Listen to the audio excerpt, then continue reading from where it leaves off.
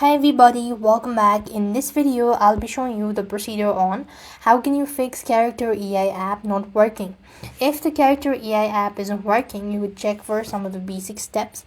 First of all, you could always go with the internet, swipe down, and then here you have these internet, long press onto it, and after which you could go to this internet section and make sure to disconnect it. At the same time, you could also restart your router. That might be able to solve your issue.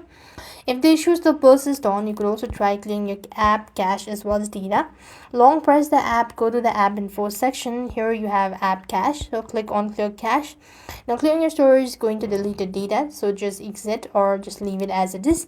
And at the same time, check for an update.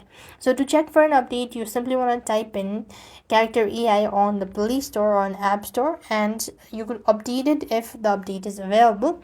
Or else if the issue still persists on, then you could simply go ahead and uninstall it. At the same time, restart your character AI app, and that's gonna definitely help you out to fix. So these are a couple things you could try. I hope the video was helpful. Make sure to like, share and subscribe. Thank you for watching. See you in the next video.